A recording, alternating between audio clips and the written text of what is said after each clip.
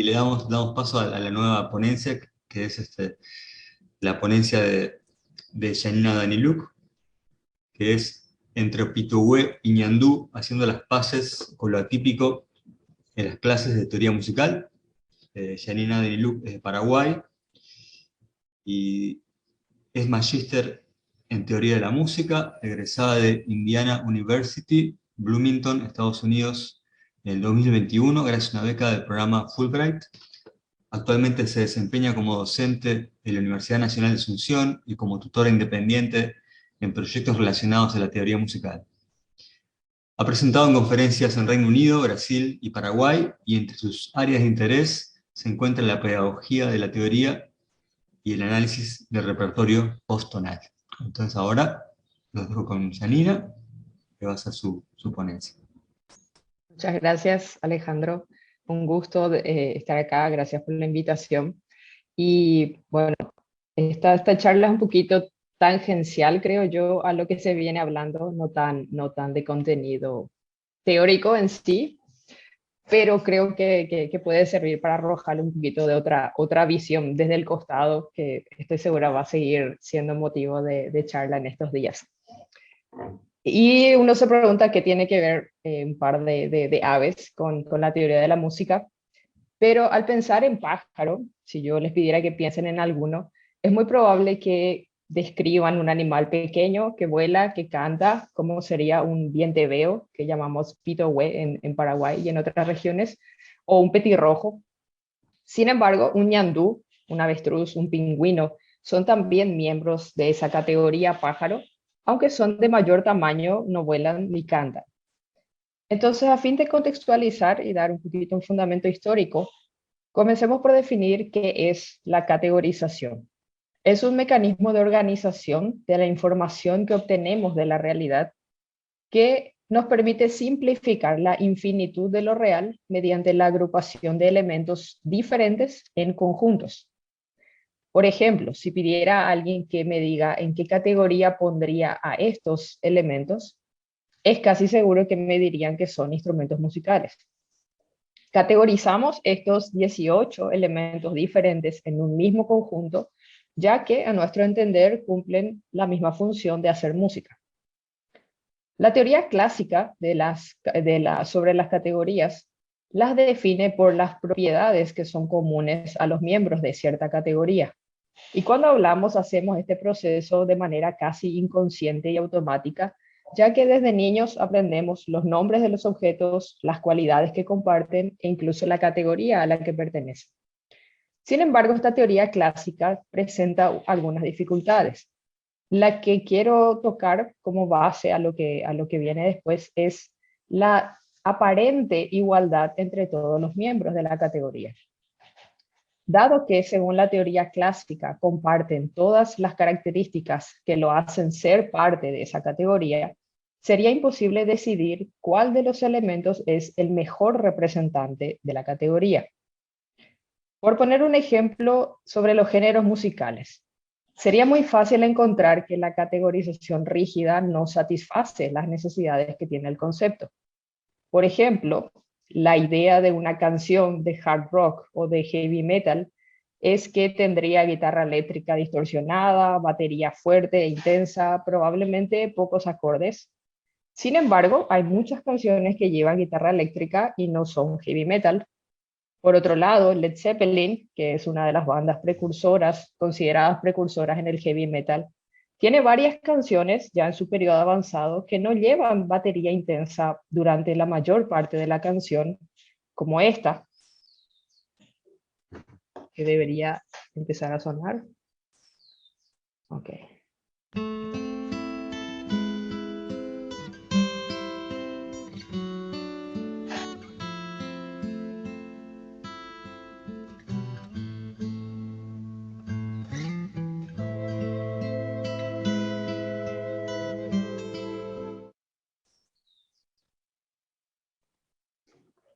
Y por supuesto tampoco tiene solo 3 acordes. Entonces, este ejemplo nos lleva a pensar que las categorías no son realmente rígidas, ni todos los elementos que están en la categoría comparten las mismas características. En efecto, el trabajo de la psicóloga Eleanor Rosch en la década del 70, introdujo el concepto de prototipo.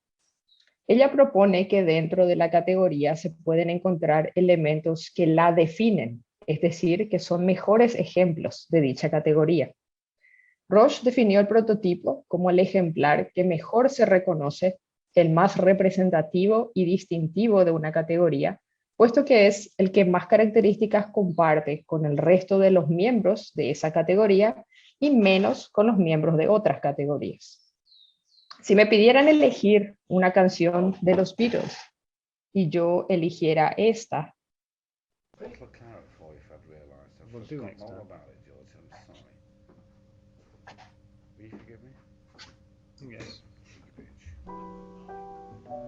Number 9, number 9, number 9, number 9, number 9, number 9. es cierto, es una canción escrita por Lennon y McCartney, pero es una obra experimental para cinta que no lleva melodía, ni ritmo, ni música original, sino solamente un collage de sonidos. Y me dirían que, bueno, técnicamente esa es una canción de los Beatles, pero no es a lo que se estaban refiriendo. Algo más típico o representativo sería, por ejemplo, Let It Be o Hey Jude o Penny Lane. Con esta visión, las categorías son grupos de objetos relacionados a causa de las similitudes que mantienen entre sí, organizados alrededor de una imagen central prototípica del ejemplo más representativo de esta categoría. Estos grupos albergan también de una manera no perfecta, sino aproximativa, a otros elementos alejados en mayor o menor grado de las características definidas por el prototipo. Si lo viéramos de manera gráfica, utilizando el ejemplo de las aves, podríamos organizarlas de una forma similar a esta, donde vemos en el centro al tordo o zorzal, una ave pequeña que vuela, canta, se alimenta de semillas e insectos. A partir de allí vemos una gradación que se va distanciando del prototipo por variadas diferencias, hasta llegar al avestruz o el pingüino, que son aves grandes que no vuelan y típicamente no se consideran aves cantoras. Para ir concluyendo con esta sección, algunas conclusiones formadas por Eleanor Roche son que las categorías se forman alrededor de los prototipos, que estos prototipos pueden tener un fundamento biológico o fisiológico, que la pertenencia a una categoría puede ser entendida como una cuestión de gradación, siendo algunos miembros mejores ejemplares de esa categoría que otros, que los nuevos elementos son juzgados en relación a los prototipos, creando así grados de pertenencia a la categoría, y que no necesariamente debe haber alguna característica que todos los miembros de la categoría tengan en común. Algunos ejemplos que evidencian la presencia constante de prototipos en la música. Podríamos mencionar la versión original de una canción cantada por nuestro artista favorito, y en nuestra mente esa canción se convierte en el prototipo. Si posteriormente escuchamos una versión de otro intérprete, va a funcionar en nuestra percepción como una variación dentro de esa categoría. Es decir, el cerebro ubica la nueva canción en la categoría donde se encuentran todas las versiones de esa canción que escuchamos en nuestra vida. Podríamos pensar también en tema y variaciones. En este caso, el tema se convierte en el prototipo que nos provee el compositor, y las variaciones son las secciones que guardan suficiente parecido familiar como para ser identificables dentro de esa misma categoría, pero percibimos que son diferentes, y para distinguir y explicar las variaciones, usualmente las comparamos con el prototipo para encontrar los detalles que fueron cambiados. Otro ejemplo, ¿qué pasa cuando cambiamos la tonalidad, el tempo, la instrumentación e incluso el estilo de una canción? Hagamos una prueba y escuchemos 3 versiones, a ver qué tan fácil podemos reconocer lo que está sonando. Primer ejemplo. Cumpleaños feliz, te deseamos a ti. Segundo ejemplo.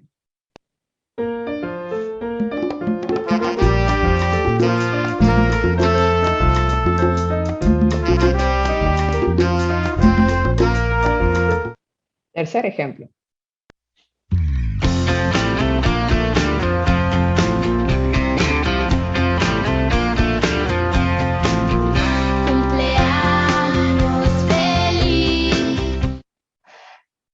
¿Alguien tuvo algún inconveniente en reconocer la canción? Probablemente no, porque nuestro cerebro en algún momento almacenó el prototipo de cumpleaños feliz y ahora contrasta las variantes con ese prototipo, decide el grado de similitud o de diferencia, pero a fin de cuentas los pone en la misma categoría, incluso aunque el texto no esté presente. Como se puede percibir a través de estos ejemplos citados, la teoría de prototipos tiene una conexión cercana con la teoría constructivista de la memoria, en el sentido que los detalles de casos particulares son obviados y la generalización abstracta es guardada, tanto como un rastro de memoria y como la memoria central de una categoría. Por supuesto que hay desafíos presentados a la teoría de los prototipos, como lo hay a todas las teorías cognitivas, pero usemos esta fundamentación y este contexto para relacionar la teoría de prototipos al análisis y enseñanza de la música. La categorización termina siendo para nosotros esencial porque permite a compositores, intérpretes, oyentes, docentes, internalizar las normas que rigen las relaciones musicales. Como consecuencia de esto es que comprendemos las implicancias de los patrones y experimentamos las desviaciones de esas normas estilísticas. Al estudiar música, vamos aprendiendo prototipos que nos permiten distinguir, analizar, explicar, escribir música y sobre obras musicales. Pero ¿qué sucede cuando esa internalización del prototipo está tan fija que nos dificulta o impide explicar obras o fragmentos que se ven diferentes o son atípicos? Hablando primeramente desde el punto de vista de la labor del docente, en mi opinión debemos tener cuidado qué y cómo enseñamos, ya que estamos creando la categoría en la mente de los estudiantes. El riesgo es que en esa categoría formada solo se encuentre el prototipo y no las gradaciones de elementos diferentes que también entran en la categoría. Un ejemplo muy usual es que al mostrar enlaces de acordes en una clase de teoría o de armonía, lo hagamos de esta forma. En do mayor, a 4 voces, con 2 voces en clave de sol, 2 en clave de fa, usando redondas y blancas. Y está perfecto como un primer paso, ya que sienta las bases de una manera clara y sencilla para entender lo que estamos transmitiendo. Pero si nos quedamos solamente con el prototipo teórico, corremos el riesgo de olvidar que en la vida real esa misma progresión se puede ver muy diferente. Podríamos presentar en clase un prototipo teórico como este, que solo alterna acordes de tónica y dominante, séptima en do mayor, pero no hay que olvidar que los estudiantes probablemente se encontrarían con algo como esto, que a fin de cuentas, si escuchamos,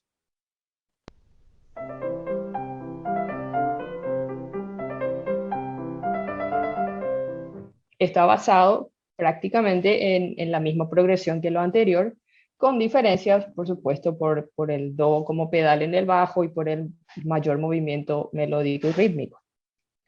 Así como una dificultad pedagógica podría ser quedarnos solo con los ejemplos abstractos en el vacío y no relacionarlo con repertorio, otra situación podría ser enseñar en el nivel básico conceptos que no son las mejores explicaciones del tema.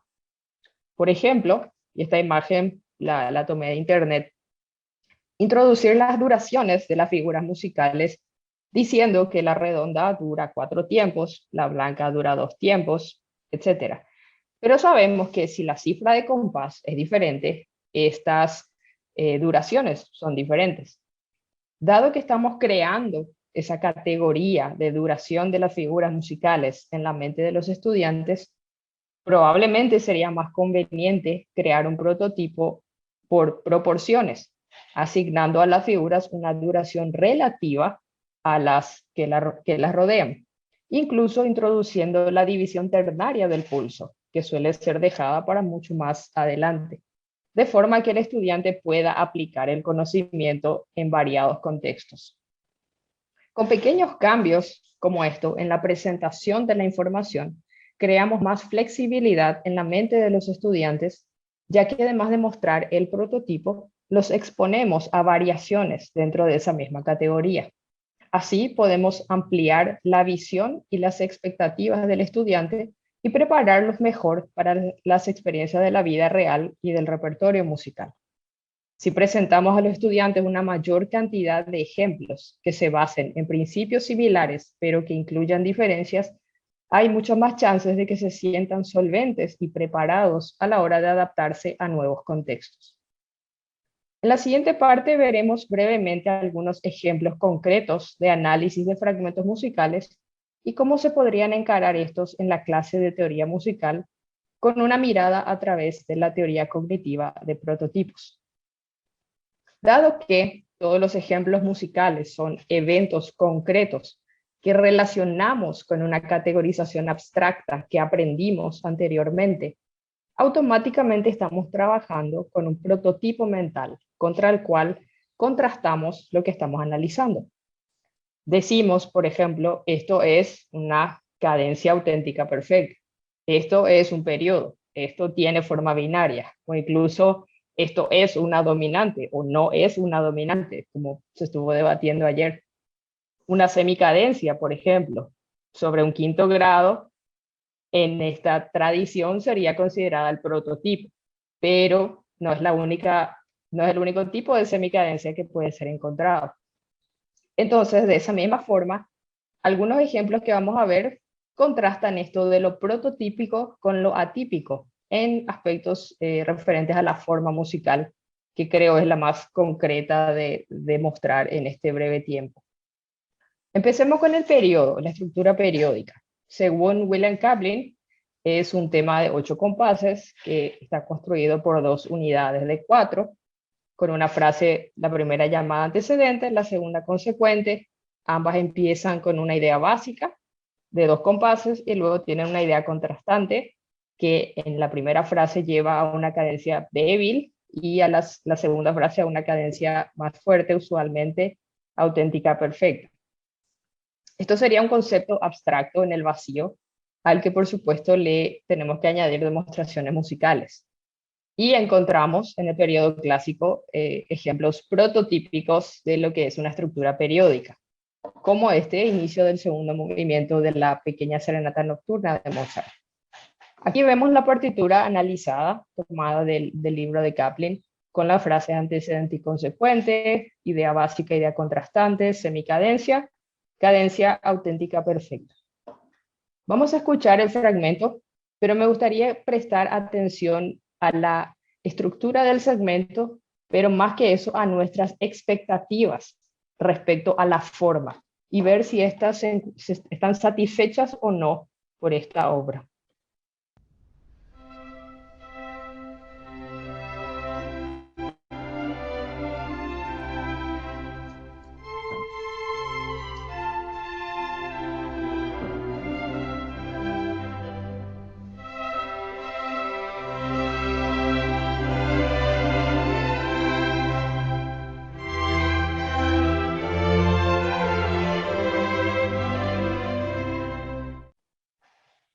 Mostrando este y varios otros ejemplos del periodo clásico, es muy sencillo fijar en la mente de los estudiantes el prototipo de estructura periódica.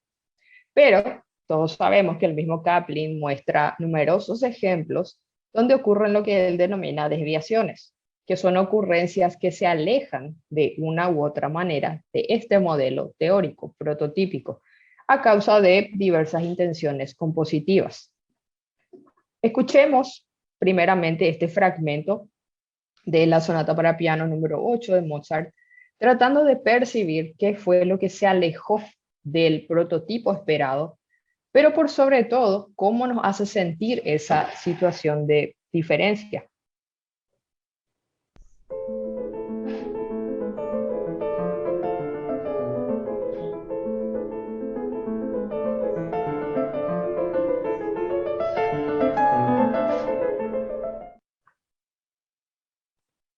Este ejemplo, en lo que respecta al aspecto formal, sucede que al final de la idea contrastante del consecuente se dirige a una cadencia deceptiva, en vez de ir a la cadencia auténtica perfecta.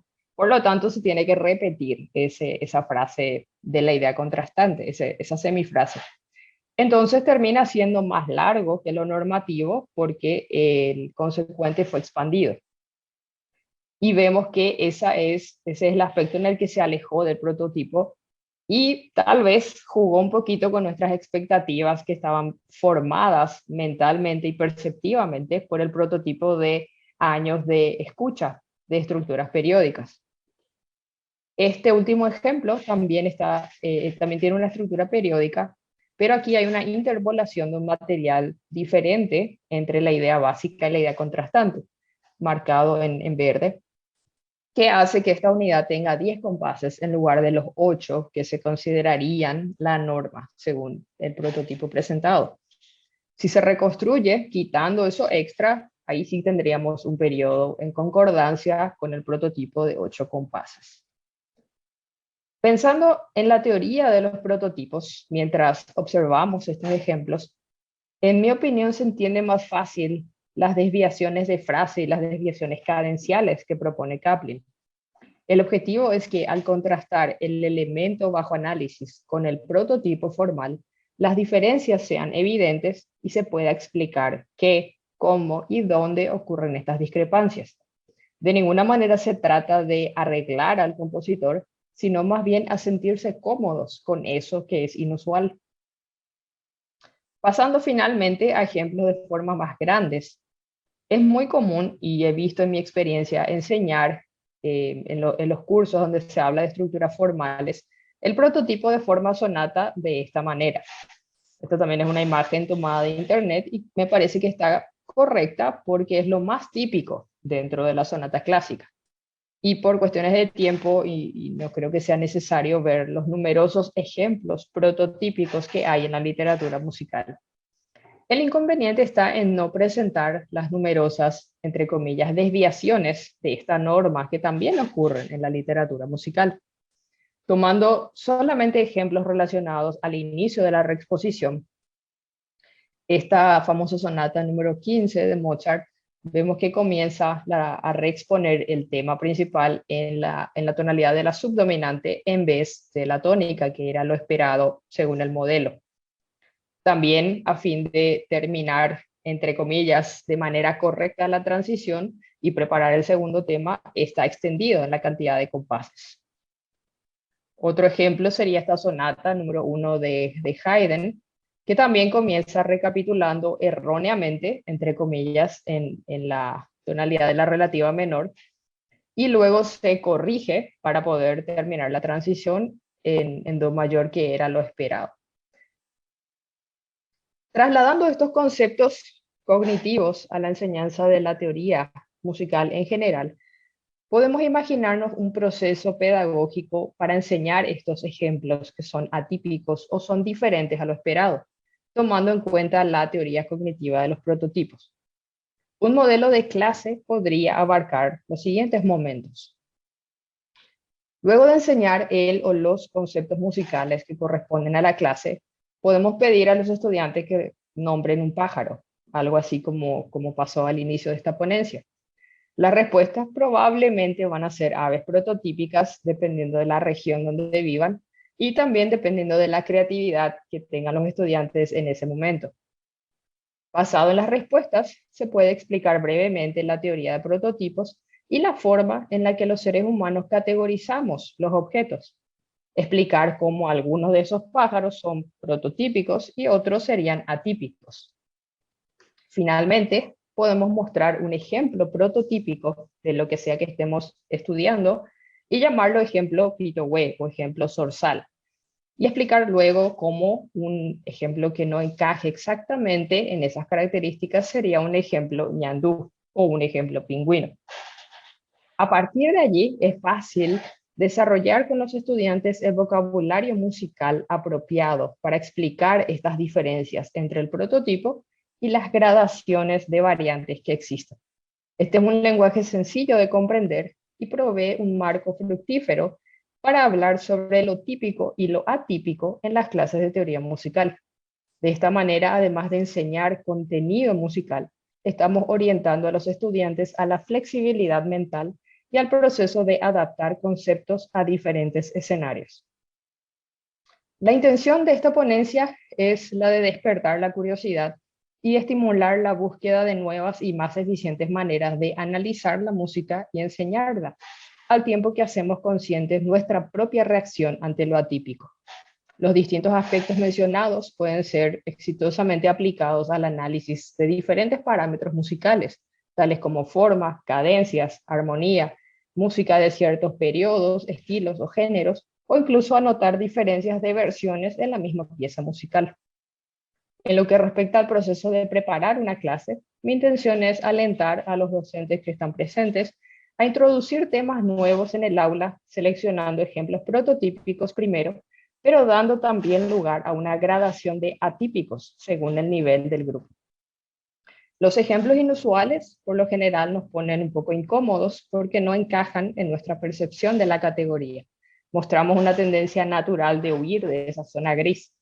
El objetivo de pensar estos mismos ejemplos a través de la teoría de prototipos es sentirnos cómodos con lo diferente o con lo atípico, pero al mismo tiempo capaces de proveer una buena y completa explicación al evento analizado, dando evidencia del porqué. Esto es a lo que me refiero cuando titulé esta ponencia Haciendo las paces con lo atípico en las clases de teoría musical. Y para cerrar, propongo nada más algunas ideas para reflexionar y compartir y intercambiar experiencias, ya sea ahora o más tarde o el sábado. Por ejemplo, experiencias que quieran compartir sobre esta creación de prototipos en la actividad docente que consciente o inconscientemente terminaron siendo limitantes. O el prototipo de música europea a partir del cual enseñamos la teoría musical y las experiencias que tal vez tienen los colegas de introducción de otras músicas en el aula. Incluso en un nivel más macro, la presencialidad como el prototipo para clases de música y las diferencias que fueron notando en la reciente pandemia. Tal vez incluso cómo reaccionamos nosotros mismos ante lo atípico en el proceso analítico musical. Nada más que ideas y preguntas para ir reflexionando y compartiendo y seguir charlando a lo largo de esta tarde. Muchas gracias por su atención.